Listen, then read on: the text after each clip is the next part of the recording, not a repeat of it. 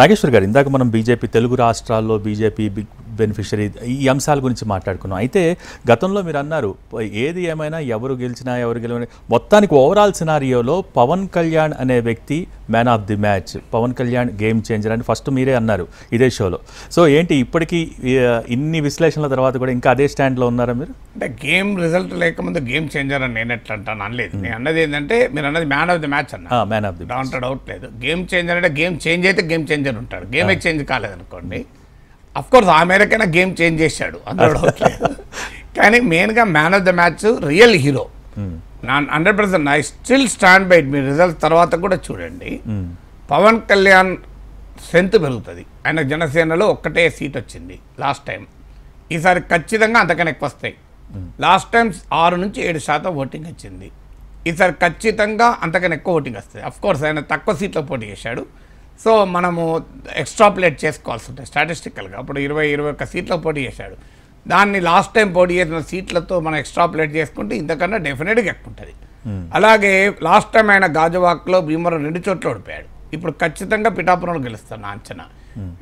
15,000 మెజార్టీతో 10-15 మెజార్టీతో గెలుస్తారు అని నా అంచనా మినిమం. అయితే ఈ అంచనా చెప్తే జన సైనికులు ఒప్పుకోకపోవచ్చు, అంటే నేను మినిమం చెప్తున్నాను. అందుకే మ్యాక్సిమం అయితే 50,000 దాకా కూడా పోవచ్చు.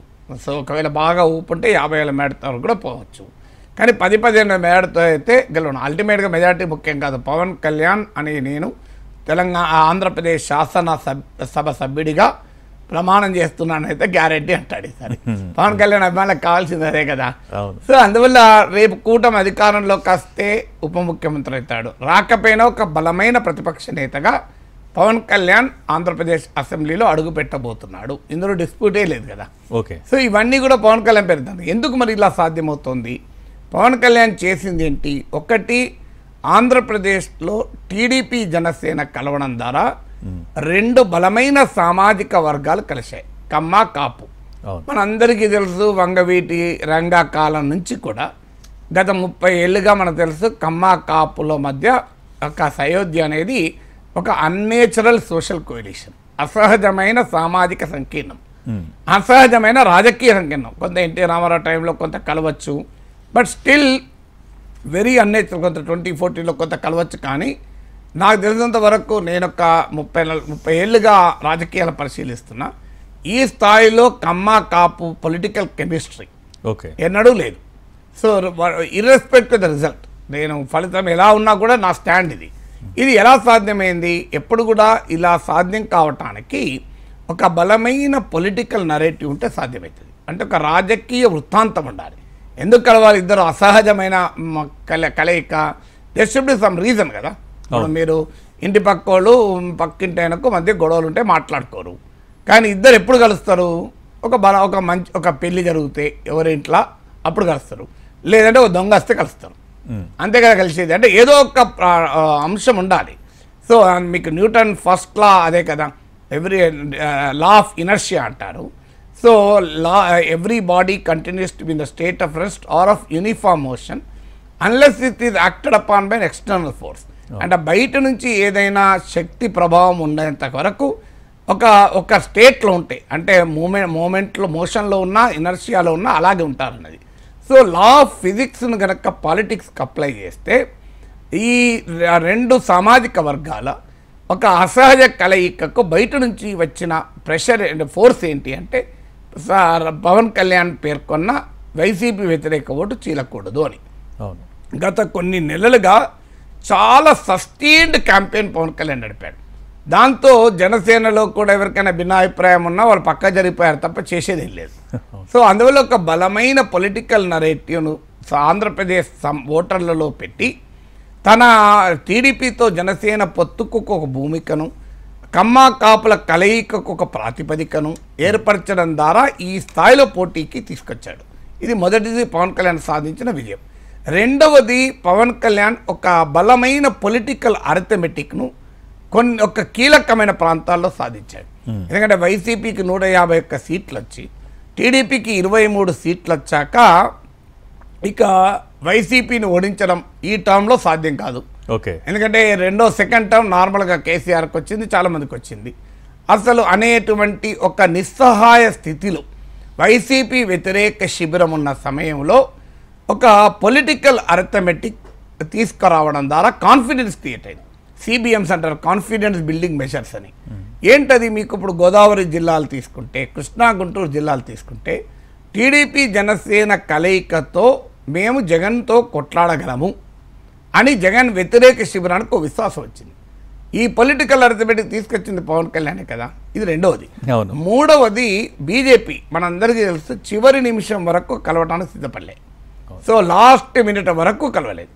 పెద్ద ఆఖరికి టీడీపీలో బీజేపీతో కలవడం పట్ల వ్యతిరేకత, బీజేపీలో టీడీపీతో కలవడం పట్ల వ్యతిరేకత.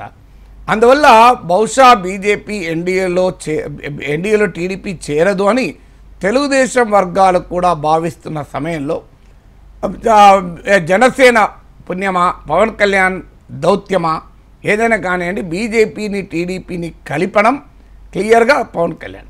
కలపడం వల్లనే ఇలా డీజీపీ మారిండు, అధికారులు మారిండ్రు, తెలుగుదేశానికి నిరాటంకంగా నిధుల ప్రవాహం రాగలిగింది.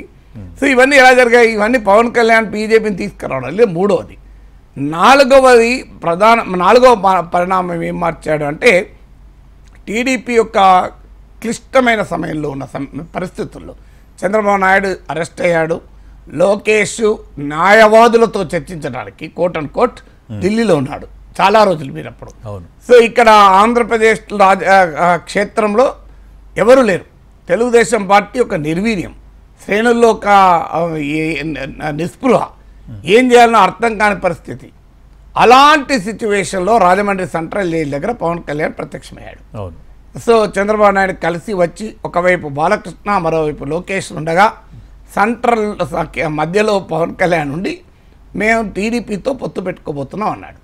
అంటే ఒక స్ట్రాటజీనే కాదు, proper timing of the strategy కూడా కీలకం.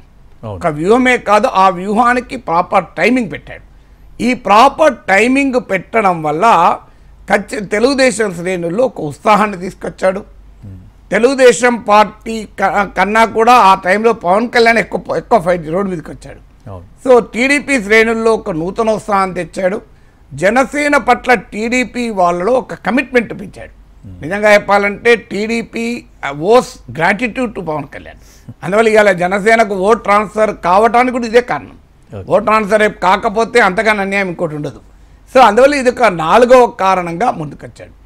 ఐదవది, పవన్ కళ్యాణ్కు ఓటింగ్ లేకపోవచ్చు, నాయకులు లేకపోవచ్చు, కార్యకర్త లేకపోవచ్చు, కానీ పవన్ కళ్యాణ్ చాలా మీటింగ్లో చెప్పినట్లు టీడీపీకి ఉన్న నిర్మాణ బలానికి పవన్ కళ్యాణ్ అభిమానుల దూకుడు జమైంది. అంటే ఒక అగ్గి పుడితే మా గాలి జోడైంది అనుకోండి, ఆ మంట బాగా ఎక్కువ కనబడుతుంది. అవును అని చెప్పి నువ్వు ఆడ అగ్గే లేదనుకోండి, నిప్పే లేదనుకోండి, నువ్వు గాలి ఎంత కొట్టినా ఏమీ కాదు. అందువల్ల అగ్గి లేనిది గాలి వల్ల ఉపయోగం లేదు, కానీ గాలి అగ్నిని ప్రజ్వలింపజేస్తుంది. అందువల్ల ఏం జరిగిందంటే టీడీపీకి ఉన్న నిర్మాణ బలం, కార్యకర్తల బలం, పవన్ కళ్యాణ్కున్న పవన్, అది పవన్ కళ్యాణ్ కూడా చెప్పాడు. సో ఈ పవన్ జోడైంది. మోడీ కూడా అన్నట్టున్నాడు, గుర్తు నాకు ఈ పవన్ అంటే ఆ గాలి జోడైంది. సో అది మీకు పవన్ జోడి కావడం అనేది తెలుగుదేశం జనసేనల లోక కళ్యాణ, వారి పార్టీల రాజకీయ కళ్యాణానికి కారణమైంది. సో అందువల్ల పవన్ కళ్యాణ్ అనే పేరులో ఉన్న లింక్ ఇది. సో అందువల్ల ఇదొక ముఖ్యమైన రీజన్ కదా మీకు పవన్ కళ్యాణ్ ప్రాధాన్యత అర్థమయ్యడానికి మనకు. సో అందువల్ల ఆంధ్రప్రదేశ్ రాజకీయాల్లో నేను అందుకే మ్యాన్ ఆఫ్ ద మ్యాచ్గా పవన్ కళ్యాణ్ అన్నాను. సో నిజంగా ఒకవేళ రేపు కూటమి గెలిస్తే I have no hesitation, Chandrababu Naidu కన్నా మ్యాన్ ఆఫ్ ద సిరీస్ కూడా పవన్ కళ్యాణ్కి ఇస్తాను. కూటమి గెలిస్తే, కూటమికి ఓడిపోతే కూడా పవన్ కళ్యాణే మ్యాన్ ఆఫ్ ద మ్యాచ్, అందులో సమస్య లేదు. ఎందుకంటే అప్పుడు man of the series Jagan అవుతాడు. సో ఇంకెవరు లేరు కదా వేరే వాళ్ళైతే. సో అందువల్ల ఎట్టి పరిస్థితుల్లో పవన్ కళ్యాణ్ ఒక కీలక భూమిక పోషించాడు. అందులో తీవ్రమైన ఒత్తిళ్లలో ఈ భూమిక పోషించాడు. అసలు నువ్వు చంద్రబాబు నాయుడుకి అమ్ముడు పోయావు, కమ్మళ్ళ చేతుల్లో కాపులో ఓట్లు పెడుతున్నావు, నీవు ముఖ్యమంత్రి కావాలని లేదు, నీకెందుకు 60 సీట్లు ముద్రగడ హరిరామ జోగేలు వైసీపీలో చేరేంత వరకు, అంటే జోగయ్య కొడుకు చేరేంత వరకు అసలు మామూలు కాదు, ఇటు అటు అసలు విపరీతం. ఇట్లా మనకు ఈగలు దోమలు కొడితే పిచ్చెక్కిపోతా అంటే చూడు, ఇలా అనుకుంటా అంటే చూడు, అలా ముసురుకున్నారు లేఖల మీద లేఖలు రాసి 60 సీట్లు 70 సీట్లు 20 ఒప్పుకుంటావా, నీ బలం ఎంత నీకే అర్థమైతే లేదని మామూలుగా లేదు కదా అటాక్. అవన్నీ వేసినా తన స్టాండ్ తను నిలబడ్డా, నాకు ఇంతకన్నా ఎక్కువ లేదు, నేను ఇంతే పోటీ చేస్తా, ఓపెన్ గా కూడా మీరు చెప్పారు. ఏమైనా చేయండి అన్నాడు. అవును. సో అందువల్ల ఆ కన్సిస్టెంట్గా పవన్ కళ్యాణ్ నిలబడ్డాడు. నాకేమి ప్రత్యేకంగా ఎవరు ఫ్రెండ్స్ కాదు, ప్రత్యేకంగా ఎవరు వ్యతిరేకం కాదు, రియాలిటీ చెప్పాలి కదా, వాస్తవాన్ని అంగీకరించాలి. అందువల్ల ఖచ్చితంగా Pawan Kalyan is the man of the match. ఈ 2024 ఎన్నికలు రియల్ హీరో. గేమ్ చేంజ్ అయితే డెఫినెట్గా మీరన్న గేమ్ చేంజర్ పదం కూడా వస్తుంది. గేమ్ చేంజ్ అవుతుందో లేదో ఇంకా కొన్ని గంటల్లో తేలగా, నేను ఇప్పుడే గేమ్ చేంజర్ అన్నాను. కానీ ఆ మేరకైతే అప్ టు ఎలక్షన్స్ కూడా గేమ్ అయితే చేంజ్ చేశాడు. గేమ్ చేంజ్ అవుతుంది అన్న ఒక ఫీలింగ్ రావడానికి కూడా పవన్ కళ్యాణ్ కారణం. అయితే వాస్తవంగా పవన్ కళ్యాణ్ బలహీనతలు చాలా ఉన్నాయి, లేవని అంటలేదు. పవన్ కళ్యాణ్కు పార్టీ నిర్మాణం లేదు, తెలుగుదేశం నుంచి తీసుకొచ్చిన వాళ్ళకే టికెట్లు ఇచ్చారు, అది భీమవరంతో సహా. మీకు వైసీపీ నుంచి వచ్చిన నేతల టికెట్లు ఇచ్చారు, అది మనం అందరం చూసాం. భీమవరం అవనికి నుంచి అవనిగడ్డ వరకు ఇదే కదా ట్రెండ్.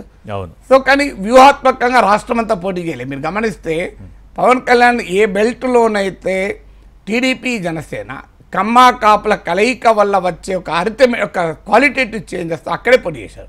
మీరు జనసేన పోటీ చేసిన సీట్లలో నా అంచనా లెక్కలు కరెక్ట్గా తీయలే, కానీ 70-80% ఆ బెల్టే, ఇంకా వేరే బెల్ట్ లేదు. అనకాపల్లి, కాకినాడ లోక్సభ సెగ్మెంట్లే కనబడతాయి మీకు. లేదంటే ఇటు వస్తే కృష్ణా, మచిలీపట్నం, మీకు ఈ గుంటూరు, ఈ సెగ్మెంట్ దాటిపోలే. సో అందువల్ల డెఫినెట్గా Pawan Kalyan played a very important role in shaping the electoral scene in Andhra Pradesh.